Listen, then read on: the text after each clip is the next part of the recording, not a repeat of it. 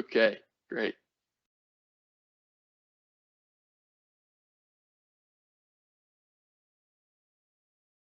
Wonderful, we are live. All right, hello everybody. Welcome to Improving's Virtual Lunch and Learn. It is my honor to be joined with Jim Bethencourt. He is a principal consultant and the Houston Java Users Group leader, as well as the creator of RefactorFirst, which we'll get to learn more about. So this is a very exciting moment. Just a reminder to everybody, we do have QA available. So if you have questions, go ahead and drop them in the chat. I'll be watching that throughout the presentation. We'll circle back if it's something timely. If not, we'll make sure to take a few minutes at the end of the presentation to go over all of those. Now let me turn it over to Jim and enjoy.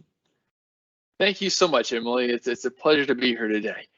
So as Emily said, my name is Jim Bethencourt, and I'm here to tell you about a tool I've created called RefactorFirst. And my goal with RefactorFirst is to help you focus on what matters, which is delivering features and lower stress in your job, and ultimately having more time with family and friends. So I'd like to start out first talking about the state of technical debt today. So the truth is, large code bases are painful.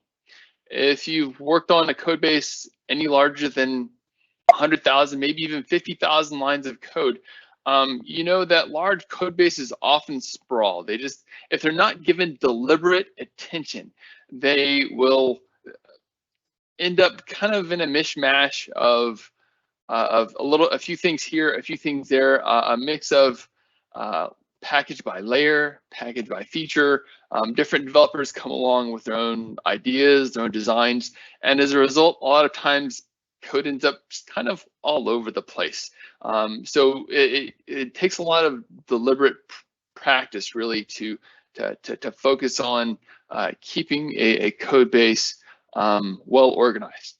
But when that's not the case, when these code bases do sprawl, as you know, you may know the second law of thermodynamics, that everything tends towards entropy or chaos.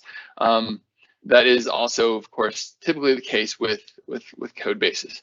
So as a result, developer productivity is poor.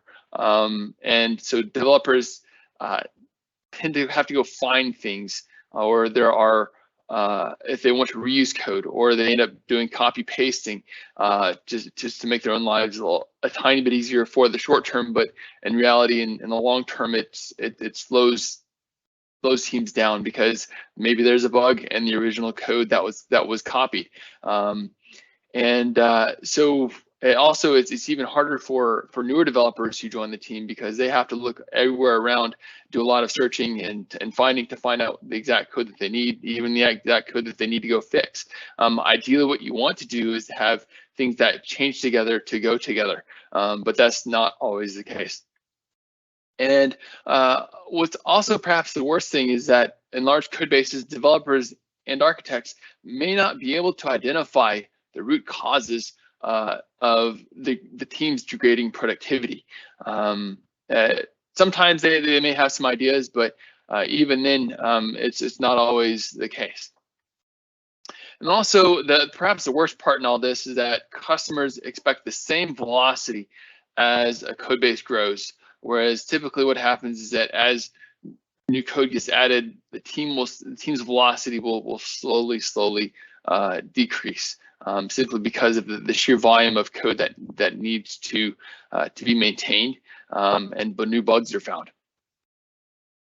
And Agile is a great process, but Agile processes focus on visible value, such as features and bugs. However, technical debt is invisible negative value. Architecture, on the other hand, is invisible positive value. But again, neither of these typically have a place in a product backlog that a Scrum team works off of, because again, it's not delivering visible value to the customers, and that's what you tend to want to show on sprint review days, is that visible value. So as a result of this focus on visible value, it's hard to identify and prioritize technical debt by and large, because again, it is the tools that we have today don't do a great job of prioritizing. They might say how severe something is, but they don't tell you what the priority is in terms of the most effective use of your time.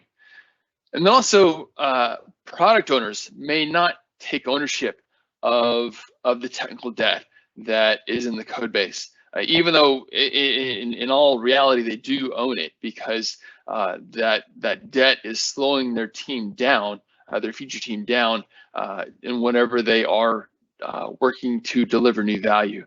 And then because the product owner doesn't take ownership, this technical debt doesn't end up in the backlog, and so it ultimately doesn't get worked on unless, say, there's some time at the end of a sprint and developer notices it. But even then, it can be kind of happenstance or it can be not happenstance, but it can be kind of sneaky, basically, that it gets worked on in a way. It is not necessarily something that is recognized and rewarded as it should be. So there are a lot of code analysis tools available that do raw analysis on a line-by-line level. You've heard a lot of these. I've heard of a lot of these more than likely if you've been around for a while, especially in the Java world. You've heard of SonarQube, which has a great user interface. It'll tell you what your bugs are, how long it'll take to fix them. It'll tell you where your code quality issues are, and also tells you how long it will take to fix them, which is really quite nice, quite handy. You have tools like PMD, which has its own set of rules, and it'll call out where violations are. Find Bugs is also a very similar tool where it will identify potential bug patterns that you are dealing with. And on top of that, you also have a great tool called Spot Bugs, which is sort of the successor to Find Bugs. If you haven't heard of it yet, I certainly suggest that you check it out. It works just the same as Find Bugs. And another really neat one is called Google Error Pro. It will integrate with your compiler, in fact, and it will break the build if it finds any problems. And one quick note, if you're using Lombok, it will take a little bit of special care to get it configured because both it and Lombok are annotation processing engines. So you'll need to specify both as annotation processors in your Java compiler configuration. But again, it will break the build if it finds any violations. You also have check style for code style, and there are also others that are available that aren't I know they're out there, but it'd be too long to list here. So these are good. However, they are often overwhelming, and because they list a lot of issues, and they're all typically just given a rating of severe or high or critical. And then typically most developers leave the mediums and the lows alone because it's not worth the time. And so, but again, if for larger code base and older code base where these are first applied, it can be very overwhelming. And then also for a lot of these, change history is not taken into account. You don't necessarily see how frequently new bugs or new problems pop up in each of these files that are found. And also these also focus on what I like to call tactical improvements. They are the line-by-line code issues. They are not necessarily design issues that are in the larger software code base. The PMD does have a design rules rule set, but they're not typically leveraged in larger code bases. And then also these, again, as I mentioned earlier, these rules are typically only prioritized in groups of, say, severe or critical, and then high, and then medium. And but they're not prioritized by the most effective use of your time. So what is the quickest to fix, or what would be the most impactful fix? So the next class of tools that can help with technical debt is architecture analysis tools. These tend to be powerful tools that identify dependency cycles.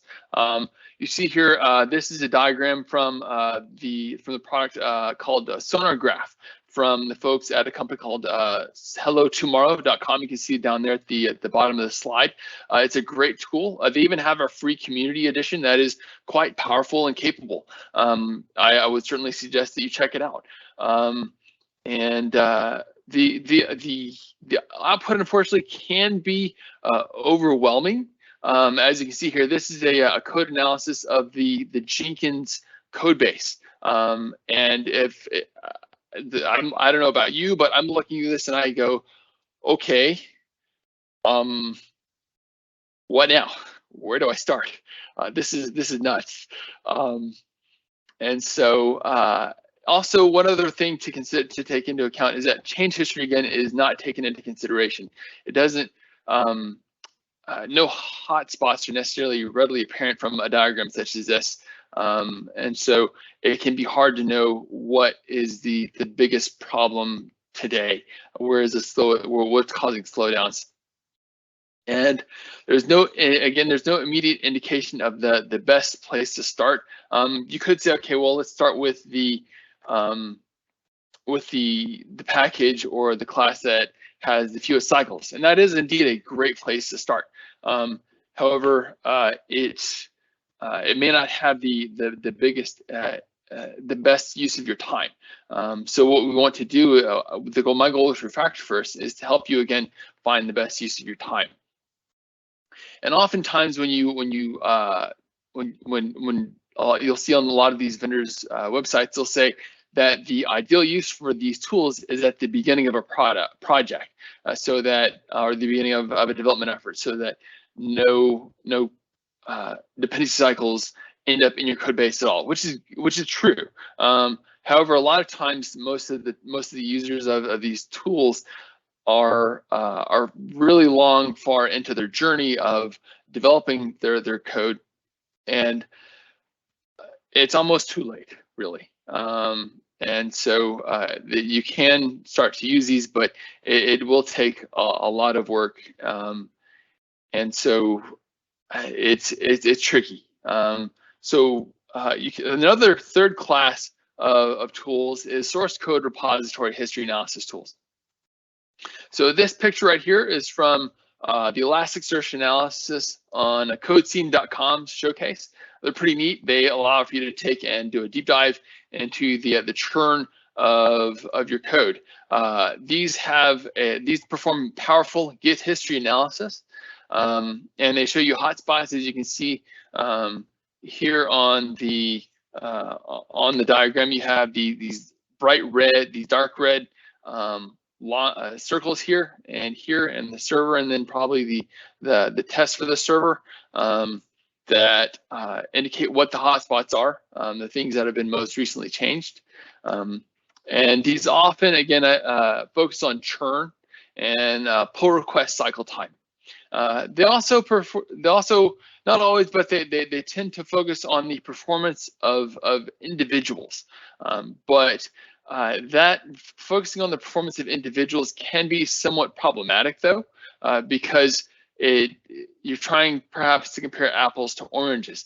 Say if one developer worked on something very easily and that was very easy to implement, another developer was working on a gnarly code base, a gnarly class that was involved in a bug. That's not comparing apples to apples, really. So that's not necessarily always a fair comparison, because the story can get lost in the numbers, really, in situations like that.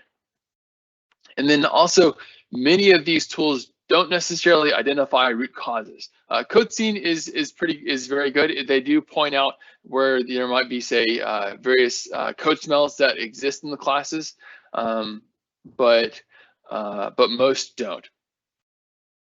And also, again, a lot of these are prioritized by severity, not necessarily by the most effective use of time.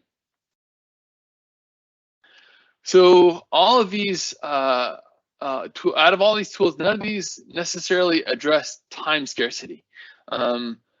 So the fundamental economic problem facing all software teams, from Scrum Masters to product owners to the feature teams themselves, is how to deliver more features faster, given limited time and people on the team.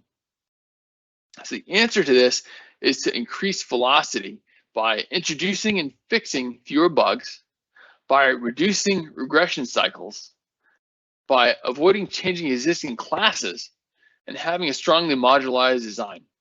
And so one way we can do this and get here is to use a tool like RefactorFirst. So why RefactorFirst?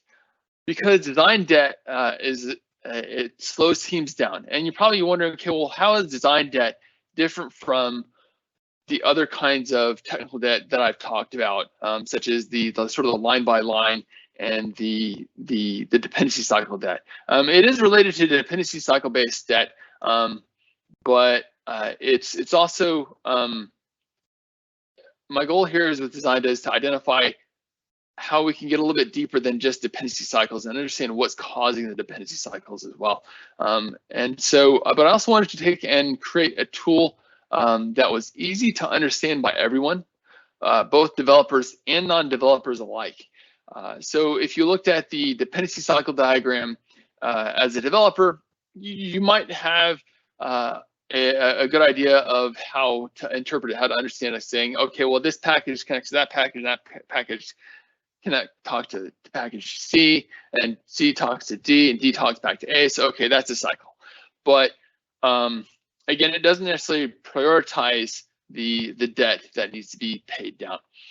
And so my goal is to actually have something that's useful that can be looked at by, say, a product owner or a manager or a Scrum Master and say, hey, so looks like this might be a good ideal target. We should work on that next. And so I also, again, wanted to provide actionable guidance that can be, so you can look at it and say, stress-free, okay, yes, this is absolutely the best use of my time. And again, so the best use of time might come at the end of a sprint. So a lot of times when teams are working, say maybe one developer finishes a little bit early, and there's not a whole lot that they can do to help their other team members, but they can take some time to at least examine and get familiar with the code that does need some help, or maybe even start to finish it. And also, perhaps your team has some planned maintenance that they have coming up, perhaps in a planning iteration, if you're using safe, or so you can take and plan to pay down some of that technical debt. You can identify what is the best use of your time there. Or if you say you're going to work on a specific area, you can first pay down this debt there instead of waiting until it's too late to actually address it. So any questions, Emily? Not yet. You're doing great. Okay, wonderful, good. So what is RefactorFirst? Well, I'd love to tell you, but first I'd like to tell you a little about what all the pieces are that make up RefactorFirst. So I'd like to talk about, first of all, financial strategies to pay down debt. So if you've ever been to a financial seminar, you will hear that there are two basic strategies to pay down debt. The first is to pay down the small debt. This is also called the snowball method. And the idea here is to tackle the easy debt first. So if you have, say, several different credit cards that you've got, then the idea is to take and pay down the smallest credit card balance that you have. The other strategy is to tackle the highest interest debt first. And this is called the avalanche method. And this takes more discipline, but in the long run, it minimizes the payments that are due based on interest. And so how about, let's start with small, high interest debt. So we can do that because if you look at each of your classes that have incurred debt, you can look at them each as their own sort of debt, basically, as their own credit card that you've racked up debt on. So So now I'd like to ask, what is a God class? So because RefactorFirst leverages God classes and uses the God class design rule to identify debt and help pay it down. So what is a God class? A God class heavily accesses the data of other simpler classes. That's this ATFD metric at the top here. It's calling and reaching out to at least 5 or more different classes, using these almost sort of as helper classes. They're large and complex. This is where the weighted method count metric comes in. So these are non-getter setter kind of methods that exist in that specific class. So and there are at least 40. There are more than 46 of them. And these classes also have a low cohesion between the methods that belong to that class. So again, if you can see here, this type class cohesion is what this captures right here. And so the methods have less than the methods can be grouped almost into clumps, basically. So the method any one method is only related to the other methods maybe a third of the time, basically. So ideally, you could almost really take and refactor a God class into 3 separate classes, possibly.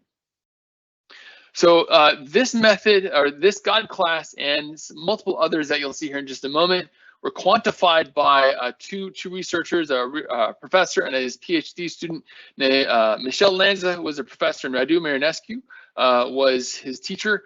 And this God class metric and the others, such as brain class, brain method, dispersed coupling, shotgun surgery, were captured in a book called Object-Oriented Metrics in Practice. If you're looking for it, it's available from Springer, and it's just quite a nice book. It's quite a very detailed book. They go into quite a lot of explanation about God classes and many other classes and many other code smells that they've found. So why focus on God classes? So God classes are 5 to 7 times more change prone. And they're also 4 to 17 times more defect prone. That in and of itself should be a red flag to any team. And they're also a big offender among code smells. So this chart here on the right is from the paper comparing 4 approaches for technical debt identification by Nico Zazworka and his colleagues. And as you can see here, the codes out of the code smells, God class and dispersed coupling were among the biggest offenders, and modularity violations also rank up there quite high. So the fact of the matter was, and also I should say that removing God classes is key in a team's journey to microservices, because a lot of times what will happen is you'll have a God class doing multiple jobs, basically. And so breaking apart these God classes is critical whenever you are moving to microservices. And also, last but certainly not least, the God class rule was available in the PMD rule set for design rules, and I could use it to get going quickly and easily. So I'd like to introduce you to RefactorFirst. So the same code base that was done with the green sort of circles that I showed you earlier from the tool Sonar Graph. I ran it through RefactorFirst here, and this is the graph that it generates. And let me actually pull up the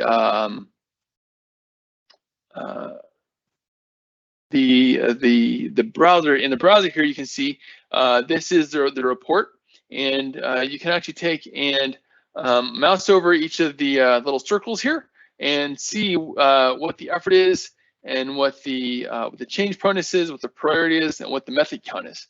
And I also worked very hard to make sure that this would also fit on a 1920 by 1080 screen, so that it could be used by anyone, pretty much anywhere. Since for the most part, most screens are 1920 by 1080 now in resolution.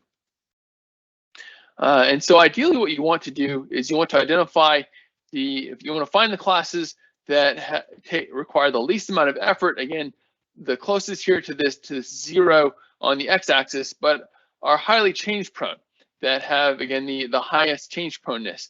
As you can see here, this icon set class, which we can look at a little bit later, has the highest priority.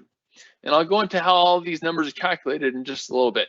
But this is the graph that's generated.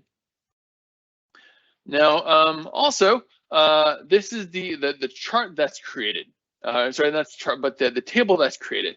So you'll see here, the priority is calculated by taking and subtracting the change proneness. I'm sorry, taking the change proneness and subtracting the effort from it. So so here, that's why you have 65 minus 3 is 62. And again, 58 minus 7 is 51. Now you'll notice here also that you have a couple of classes that have the same priority of 33 and a couple that have the same priority of 32. Really, it's up to the developer or to the team as to what makes the most sense for them to work on next. And then so again, it's just the developer's choice. And again, this is only guidance, but this is the goal here is to help you as a developer have an idea of where to start.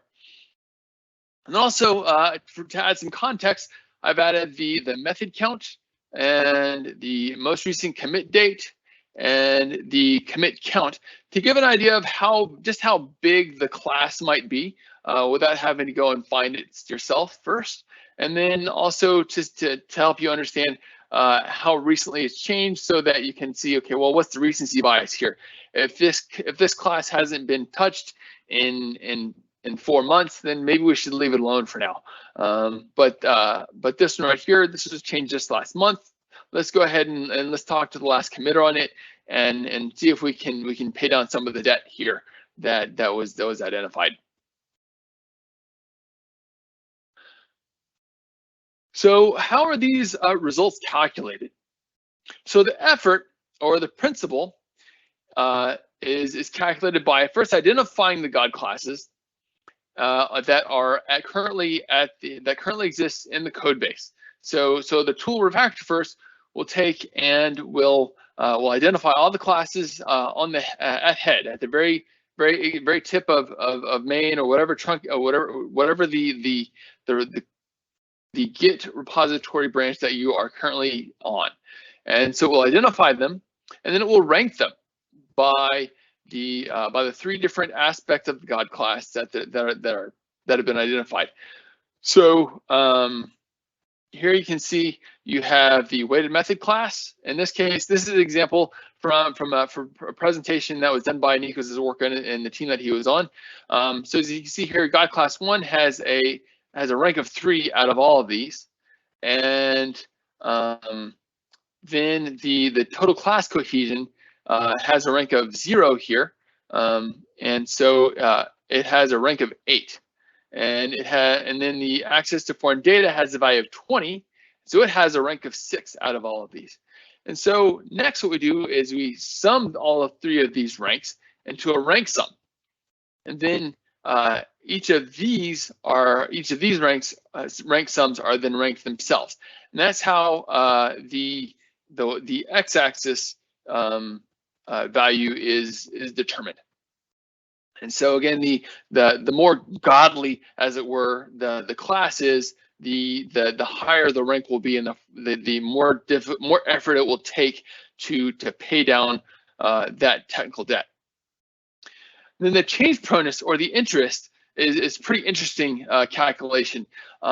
It will take this is calculated by taking and traversing through the entire Git history, and then counting the number of commits on each file, and finding the first commit date on each file. So we'll take and sum up the number of commits for every file, and then it will divide that number of commits for that file by the total number of commits in that repository since the first commit of that single file. And so as a result, it generates sort of an age-independent churn measure. And so you could have an old class and a new class that are both constantly being touched and updated and fixed. And so as a result, it doesn't matter if a class is old or if it's new. It only matters if it's being committed to frequently. And the original algorithm also included a bug count, and this can be difficult to capture, but it can definitely be incorporated in the future. I thought that perhaps, you know, it would take a lot of work. You could certainly take in and look for, say, bug numbers or ticket numbers from the various bug repositories. However, there are a bunch of them, and so it would take a lot of work to implement for each of those.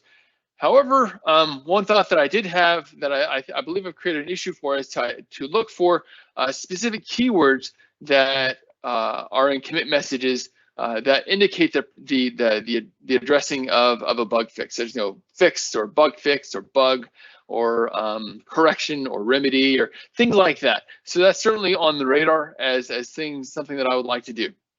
And again, so to arrive at the priority, you subtract effort from change proneness. So any questions here so far, Emily? No, I think you're doing a great job getting everything explained. Okay, wonderful, thank you. So how do I use RefactorFirst? So I've reserved the domain name RefactorFirst.org, and it will point you directly to the GitHub repository, GitHub/JimBethancourt/RefactorFirst. There's also, I've worked with the folks at Sonatype to help them incorporate RefactorFirst into a fairly new tool of theirs called Lift. And so I'll tell you more about that and show you more about that in just a little bit. Also, I guess I should say, I should point out that on RefactorFirst, whenever it generates the graph, you scroll down here, it also generates the legend, and just below it, it generates the table here that you saw earlier in the God classes here for you to take in and peruse. One interesting thing also I'd like to point out is that as you go down, you'll start to see negative priorities. At this point, this just simply means that it's below what you might want to call the fold, as it were. It's below the halfway point. It's certainly, I'm thinking that it might make more sense, at least to non-developers, to take and add the lowest priority, the lowest negative number, to increase all the ranks by, say, 29 by this example. So it'll still be the highest priority, but it won't be it won't impact the highest priority, but simply it'll make the lowest priority items easier to understand. And also, as you can see here, it's also uses Google Maps style. Diving in, one person asked if I could make it zoomable. I was able to do that. So you can take and zoom in. So if you have a very densely populated graph, you can do that easily enough. And also you can take and dive in and zoom out if you want to as well. So you can see again specifically what the classes are as you zoom in and zoom out. So that's definitely worth mentioning. If you need to reset the view, you can just refresh the page there. Right. So again, refactorfirst.org, or you can go to lift.sonatype.com. That will work on GitHub repositories today only, but it is quite a nice tool. So to run RefactorFirst, you'll need at least Java 8, at least Maven 3, and you'll simply need to run this Maven goal right here, maven org.hjug.refactorfirst.plugin, and then :refactorfirst Maven plugin 030 is the latest release, and then the report goal. I have been working on it, but I haven't cut a release recently, but I hope to do that relatively soon with some new features. And the reason you're probably going, gosh, why is using Maven Java 8? It's because a lot of large code bases, well, they're still stuck on Java 8, and they're probably the ones that are hurting the most, and the ones that need the help the most. And then why Maven? Because, well, I knew how to write a Maven plugin, and it was the easiest way for me to get this out the door. So what you can see here is the output is generated in the target directory and of the root of the project, and it'll generate this RefactorFirst report HTML file, and you'll want to go ahead and open it, and that's what you'll see. What I was just showing you in the browser for Jenkins. And this gchart.js is what actually does the magic of generating the chart. What else? Oh, it's also worth mentioning that we'll work on multi-module Maven projects. It can be a little bit tricky if one module generates artifacts that are needed in another module, because all of the dependencies need to be there. So what you could do is do a Maven clean install, and then all of the artifacts will be there, and you can run this goal, and it will run that for you. That was certainly the case with Jenkins. I needed to run a clean install first before I ran this goal.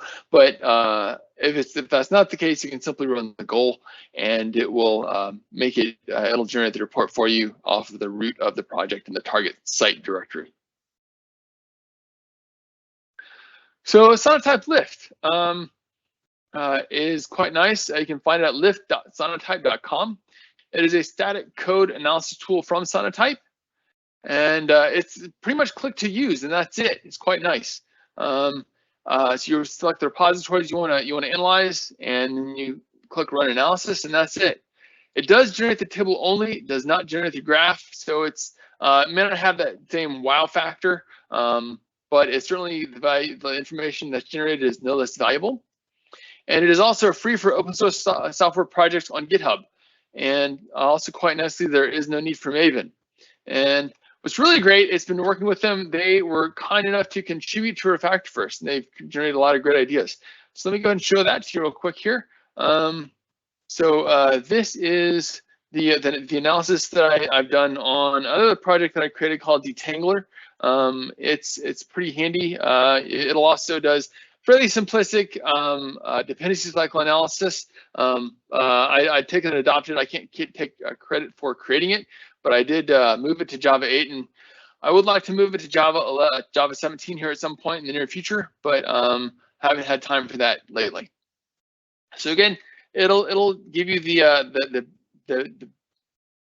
quick wins here for the highest effort, the lowest effort items, highest priority items, and also they put together, explaining what are God classes and how do you go about prioritizing it and what change proneness is.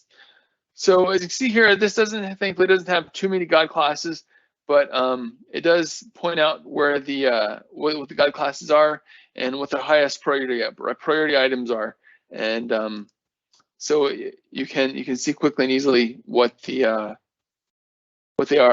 and alongside the other results here, and what the dependencies are that are in your project.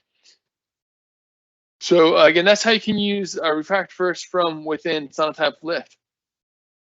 Oh, actually, oh wow, this is new. They actually must have added this graph here. Cool, that's very neat. This is a surprise to me. This is the first time I'm seeing it. So you're seeing it just like I am. So they're showing here what the same efforts are, and the effort, the change point, and the priority, as well as the method class. So that's really neat, really nice. I'm really excited to see this. Thank you so much. This is really cool. All right, great. All right, so I guess I should erase that line for no graph. Cool. So all right, so future directions. So I like to find classes that also use more than 20 types. This is based on a PMD rule that I took and customized only very so slightly. And I'm currently working on it. And this would indicate a strong likelihood of a potential modularity violation. So again, the classes that have 20 or more types would be indicative of classes that are involved in these dependency cycles that you saw earlier that are with the graph that has all the green circles. And also another one, as far as design goes, is classes that have high cyclomatic complexity. Those would be those would be good targets to evaluate the for potential design issues. It's asking if maybe that class should be the if statements or the case statements should be factored out into multiple classes. So because they also would be some candidates to have high churn. And also, I'd like to incorporate test coverage and mutation coverage. So test coverage and mutation coverage would indicate the riskiness of the change that you'd be making. So you have an idea of how risky that change is before you actually go to work on refactoring that code. Test coverage is pretty well known as far as, again, when you run your unit tests, has that code been touched? But mutation coverage, if you're not familiar with it, I strongly suggest that you check it out. There's a great drop-in tool called PyTest. PyTest.org is the website, and it's really great. It requires no change at all to your code of your Java project, and it will actually manipulate the operations in your code base to see if any unit tests fail. So if no unit tests fail, whenever these bits are twiddled, say a plus gets turned into a minus, or a multiply gets turned into a divide, or things along those lines, if no tests fail, then that code is not sufficiently tested. So ideally, this is almost sort of the gold standard of test coverage, as it were. So I'd like to incorporate these reports into the chart, into the graph, so that way developers can quickly and easily see how much risk they may be engaging in when they go to refactor their code. Then I'd also like to improve Git analysis performance. So the Jenkins analysis that was done, it has almost 33,000 commits, which is kind of mind-boggling, but it is what it is. And so teams who use it, I want them to have answers faster, to remove the cost of running the tool, basically. So there are some ways that I may be able to improve the Git analysis performance, and it's definitely been requested. So that's something that I definitely want to pursue. And also, I'd like to perhaps make an IDE plugin. I love IntelliJ. I use it quite frequently, and so I like to make an IDE plugin for it, so I can use it from right within my IDE. And also a CLI runner to make it easy to use. So maybe if you're not a fan of Maven, if you don't like Maven, but you just want a CLI chameleon interface tool, this would be for you. Either that, or if you want to incorporate it more easily into your CI build, this could certainly be a way to do that as well. And also multi-repo analysis. So say if you are on your journey to microservices as a team, the idea here is to allow for all of your code bases that make up your application to be analyzed at once as a portfolio, rather than having to go to each individual project and analyze it in isolation, because it only really makes sense as a product team and as a product owner to look at everything in concert, rather than looking at each individual item. So again, that's that'll take some effort, but I think it can be done. And also, far in the future, it's always a possibility that this tool could leverage other metrics in other languages as well, especially with the Graal VM now being quite mature and being able to call code and run code that is written in other languages. We could certainly take in and run code that's run metrics that are for say Ruby, for JavaScript, for any other languages that can be run by Graal VM. Certainly a possibility, especially taking and bundling it into the CLI runner, for example. Goodness. And if you have any other ideas, please let me know. I'd love to hear them and put them in the backlog to get added to RefactorFirst. So this tool is based on National Science Foundation funded research. And the researchers here were Nico Zazworka, Carolyn Seaman, Forrest Schull and Michelle Shaw. So they put in quite a lot of work, and they produced quite a number of papers as part of this effort. These were published around 2011 to 2013, and just really, in my opinion, groundbreaking research that could hopefully help me and you to become more productive. And I'll show you actually real quick what it would look like for to run RefactorFirst from the command line here.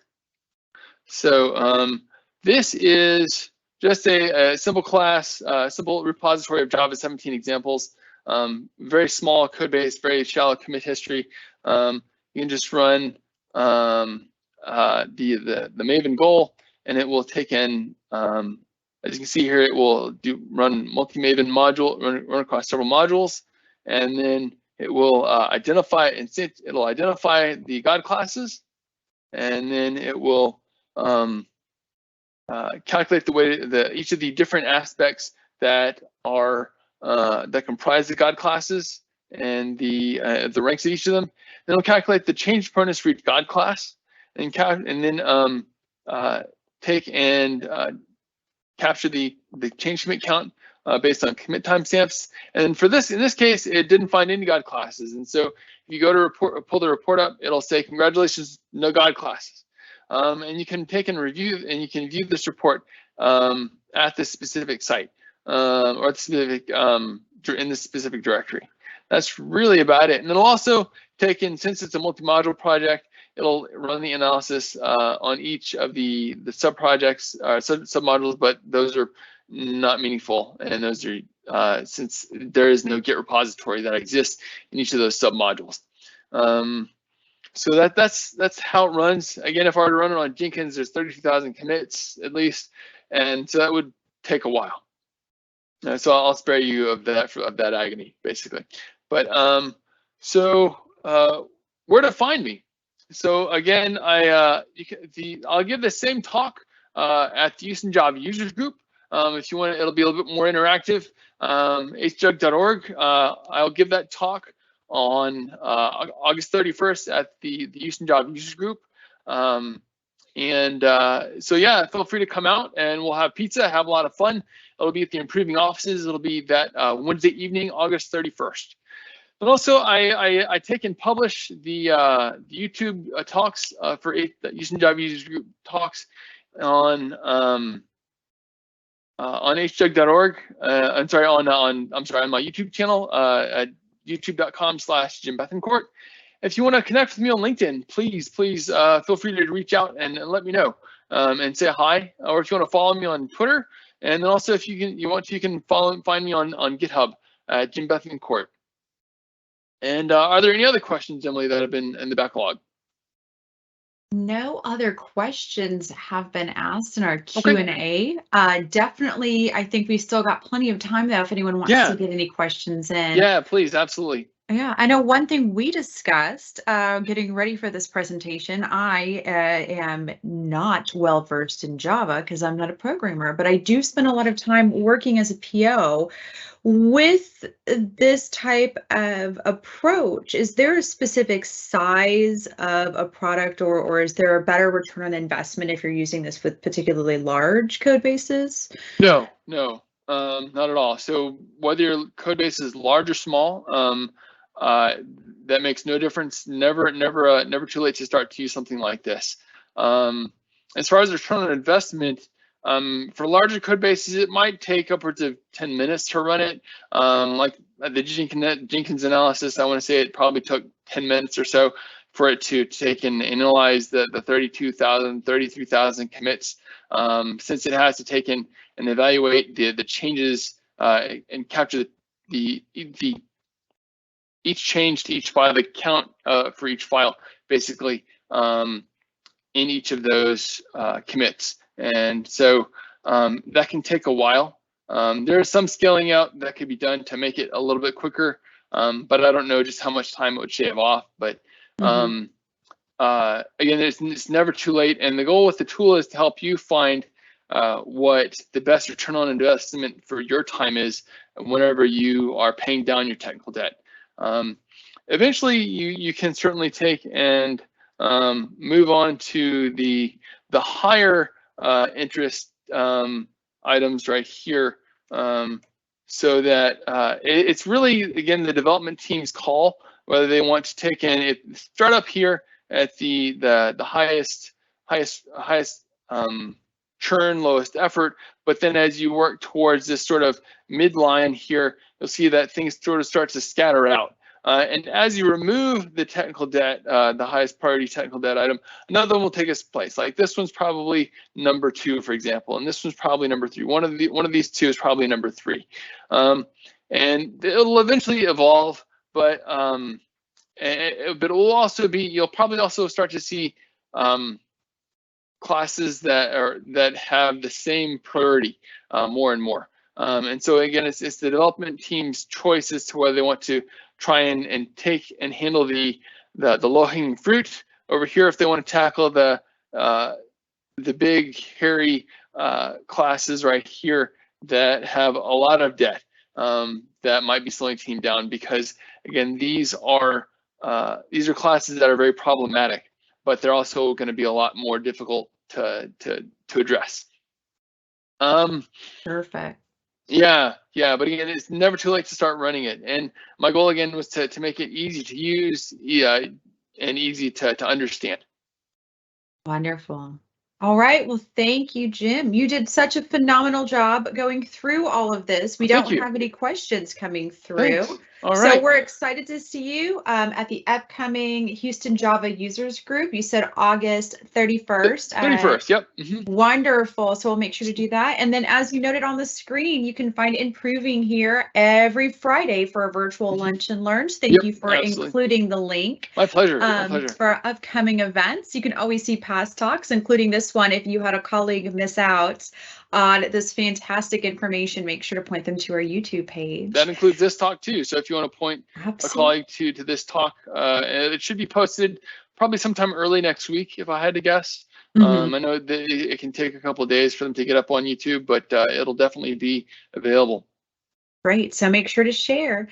And then for everybody who took the time to join us for lunch, thank you so much for coming. Thank you, Jim, for again giving this great presentation, all of this fantastic information. And we look forward to seeing everybody next Friday. All right, fantastic. Wednesday, is there a talk on Wednesday too, or is this next one on Friday?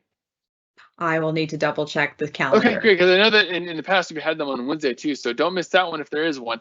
You can certainly take a look on the Improving Virtual Events link there, and they'll all be published there. So, absolutely. So yeah, I know that in the past they've been on both Wednesday and Friday. Definitely worth mentioning. So yeah. Wonderful. All right. Well, enjoy RefactorFirst, everybody. Thank you so much for joining us today. It's been a pleasure having you as an audience. Thank you so very much. Enjoy your Friday and your weekend. Thank you. Thank you, Emily.